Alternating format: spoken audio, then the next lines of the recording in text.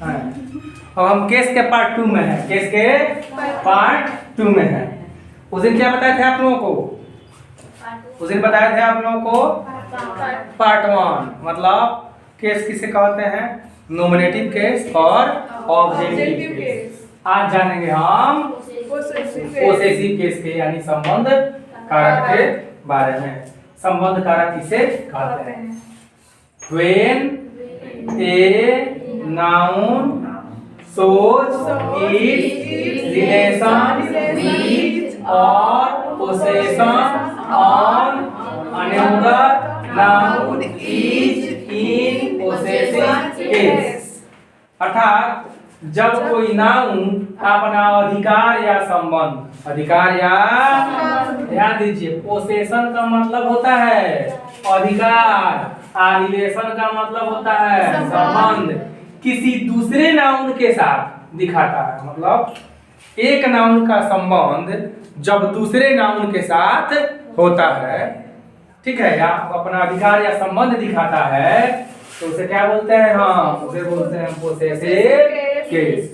यानी एक नाउन जब अपना संबंध या अधिकार दूसरे नाउन के साथ दिखाता है, उसके साथ दूसरे नाउन के साथ रिलेशन जोड़ता है, तो उसे बोलते हैं हम पोसेसिव केस।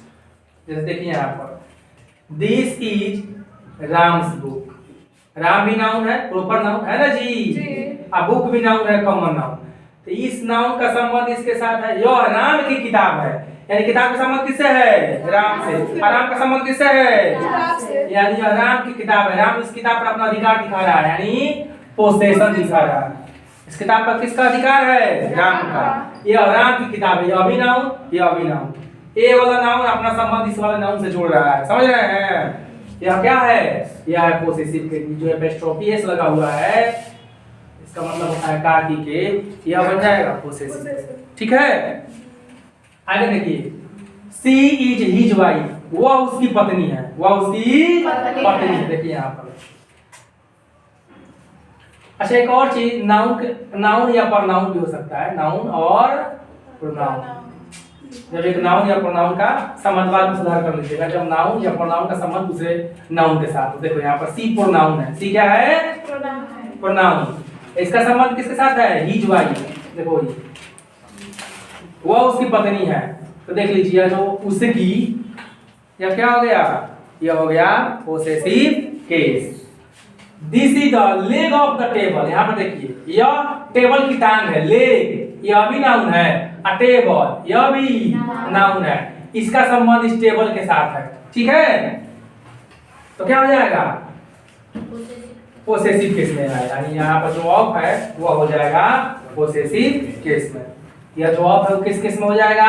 पोसेसिव केस में। सबसे पहले उस चीज को बेहतर ढंग से समझने के लिए हम केस टेबल देख लेंगे। जब केस टेबल समझ में आ जाएगी ना, तो चीजें और भी बेहतर ढंग से आपको समझ में आएंगे। यहाँ पे देखिए, चाहे एपोस्ट्रोफी एस लगा रहेगा, वह केस होता है। जहाँ यह देख लीजिएगा खंड, सारी चीजें वो केस होता है, ठीक है। यहाँ पर ऑफ लगा है, यह केस में होता है।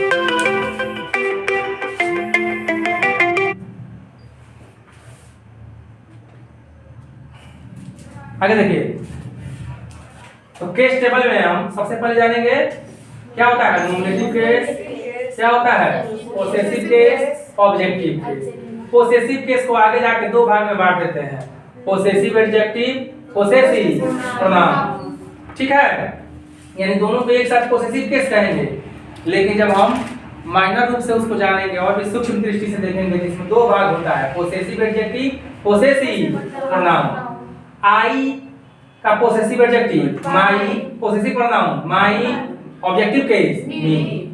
वी का पोसेसिव एडजेक्टिव आवर, आवर्स, दोनों के एक साथ पोसेसिव केस कहेंगे, ठीक है। अस क्या हो जाएगा? Objective case. अच्छा, एक और चीज, आई और मी कौन पर्सन होता है? First person. और आई और मी कौन पर्सन होता है? यू कौन पर्सन होता है? सिर्फ एक यू ही सेकंड पर्सन होता है, अब बाकी सब कौन पर्सन होता है? फिर आप केस टेबल में आप उसका रूप देख लेंगे, याद कर लेंगे। आगे आइए, my, our, your, his, her, its, यह सारी जो चीजें हैं, my, our, your, his, her, its और देयर को क्या बोलते हैं? Possessive adjective. देखिए सब पोसेसिव एडजेक्टिव है।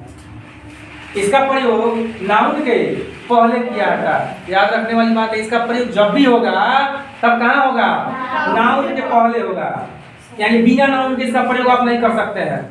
नाउन के पहले इसका प्रयोग हमेशा होता है। देख लीजिएगा, यू आर माई ब्रदर, देखिए माई का प्रयोग ब्रदर के पहले हुआ है। ब्रदर क्या है? नाउन है ना, तो माई का प्रयोग हुआ है।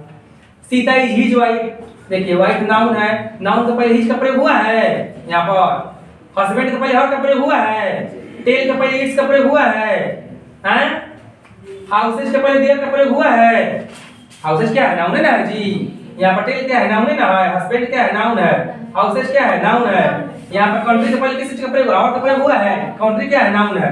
एंड जब भी इसका प्रयोग होगा पोसेसिव एडजेक्टिव का नाम तो नाउन के पहले होगा। नाउन के my, our, your, his, her, its, their. आप देख लीजिए, ब्रदर के पहले माई, वाइफ के पहले हिज, हस्बैंड के पहले हर, टेल के पहले इट्स, हाउसेज के पहले देयर, कंट्री के पहले आवर। यह सारा जो प्रयोग हुआ है ये किसके पहले प्रयोग हुआ है? नाउन के पहले। नाउन के पहले।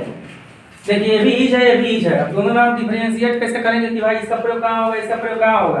तो जब नाउन के पहले हिज रहेगा ना तब हो जाएगा पोसेसिव एडजेक्टिव। अभी बताया है कि इसका प्रयोग कहाँ होता है? नाउन के पहले। तो नाउन का प्रयोग पहले जब हिज आएगा तो क्या हो जाएगा? Possessive adjective. बाकी तो कोई डिफरेंस नहीं है, बाकी आगे बताते हैं। जब हम पोसेसिव प्रोनाउन बताएंगे तो उससे सारा चीज क्लियर हो जाएगा। ठीक है, चलिए यहाँ पे देखते हैं। हम आगे देखिए, mine, ours, yours, his, hers तथा देयर्स को पोसेसिव प्रोनाउन कहा जाता है। अभी आप पोसेसिव एडजेक्टिव देख रहे थे और पोसेसिव प्रोनाउन के खंड में आप देख सकते हैं, पोसेसिव प्रोनाउन के खंड में। ठीक है, इसका प्रयोग नाउन के बिना होता है, यानी इसके साथ नाउन नहीं रहता है। इसके तुरंत पहले चाहे तुरंत बाद नाउन नहीं रहता है, नाउन के बिना होता है। इसमें नाउन नहीं रहता है। दिस टेबल इज माइन, यह टेबल मेरी है। अब कहिएगा सर टेबल तो यहाँ पर है, तो माइन के साथ थोड़े है टेबल, उसके पहले थोड़ा लगा हुआ है। उसके पहले इज हेल्पिंग वर्ब है, इज लग रहा है, देख रहे हैं, इज वर्ब है। ठीक है कि नहीं है? तो यह बिना नाउन के इसका प्रयोग हुआ है। दीज आर आवर्स, देखिए आवर्स बिना नाउन का प्रयोग हुआ है इसका, ये हमारी है। मेरा नाउन का प्रयोग हुआ है कि नहीं हुआ है? इसके पहले नाउन है नहीं ना। आई एम योर्स, मैं आपका हूँ, इसके पहले नाउन का प्रयोग है नहीं ना। दिस बुक इज हिज, यह किताब उसकी है। कहिएगा सर बुक तो है, तो बुक हिज के पहले है जी, उसके साथ नहीं ना है। इसका प्रयोग देखिए इज के साथ हुआ। इज क्या है? वर्ब। इज क्या है? वर्ब। इसके साथ प्रयोग हुआ इज का। हॉर्स, ये भी इज वर्ब के साथ हुआ है। देयर्स, आर, ये भी क्या है? वर्ब के साथ हुआ है, नाउन के साथ नहीं ना हुआ है। तो याद रखना एक चीज कि पोसेसिव एडजेक्टिव का प्रयोग नाउन के पहले होता है और पोसेसिव प्रोनाउंस का प्रयोग बिना नाउन के होता है, बिना नाउन के होता है। अब एक चीज में थोड़ी सी प्रॉब्लम होगी, हर। हर जो है वह दो जगह है, हर दो जगह है। एक तो हर है पोसेसिव एडजेक्टिव में और एक हर है ऑब्जेक्टिव केस में। यानी हर, ठीक है, हर नाउन के पहले रहेगा, आपको बता दिए हैं। हर नाउन के पहले रहेगा तो क्या कहलाएगा? Possessive adjective. और अगर इसी हर का प्रयोग, ठीक है, वर्ब के बाद कर दिया जाए, वर्ब के बाद कर दिया जाए तो और आएगा ऑब्जेक्टिव केस में। ठीक है, जैसे दिस इज हर अम्ब्रेला, यह उसकी छाता है। नाउन के पहले हुआ इसका प्रयोग, तो इस हर को हम क्या कहेंगे? इस हर को कहेंगे पोसेसिव एडजेक्टिव। ठीक है, और इसी का प्रयोग अगर वर्ब के बाद हो जाए, you hate her, you hate her, आप उससे नफरत करते हैं या तुम उससे नफरत करते हो। तो हेट मैंने नफरत करना, यह क्या है? वर्ब ना है। तो वर्ब के बाद इसका प्रयोग हो गया तो यह क्या हो जाएगा? ऑब्जेक्टिव केस में। कोई दिक्कत नहीं ना है? हैं? एक और चीज, यू आप देखेंगे कि नॉमिनेटिव केस में भी है और यू ऑब्जेक्टिव केस में भी है। दो जगह यू है, नॉमिनेटिव केस में भी है और ऑब्जेक्टिव केस में भी है। तो उस यू का प्रयोग सेंटेंस के शुरुआत में हो चाहे वर्ब के पहले हो तो नॉमिनेटिव केस में, जैसे यू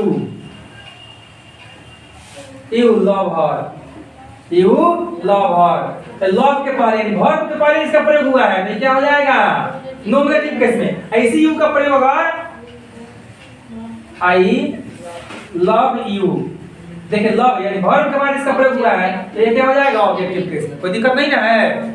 तो यू दो जगह आपको ये भी कंफ्यूजन करेगा। तो अगर वर्ब के पहले है या सेंटेंस के शुरू में है तो वह रहेगा क्या यू नॉमिनेटिव केस में, और वही यू अगर वर्ब के बाद रहे तो उसे क्या कहेंगे ऑब्जेक्टिव। ईच भी आपको परेशान करेगा, ईच भी दो जगह है। आपको नॉमिनेटिव केस में ईच मिल रहा है और ऑब्जेक्टिव केस में सेम जैसे यू काम करता है वैसे ईच भी करता है। ठीक है,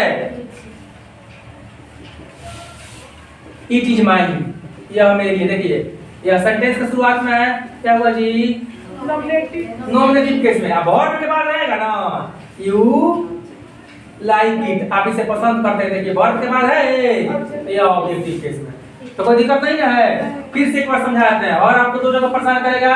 अगर नाउन के पहले हर है तो पोसेसिव एडजेक्टिव में, अगर वर्ब के बाद हर है तो ऑब्जेक्टिव केस में। इसकी बात अगर करें यू की बात, तो अगर यू वर्ब के पहले है या सेंटेंस के शुरुआत में है तो वह रहेगा नॉमिनेटिव केस में। वही यू अगर वर्ब के बाद हो तो वह रहेगा ऑब्जेक्टिव केस में। ईच की बात करें तो सेंटेंस की शुरुआत में या वर्ब के पहले रहे तो यह होगा नॉमिनेटिव केस में, और वर्ब की बात रहे तो यह होगा ऑब्जेक्टिव केस में। नेक्स्ट जो चीजें हैं नेक्स्ट क्लास में हम आपको बताएंगे।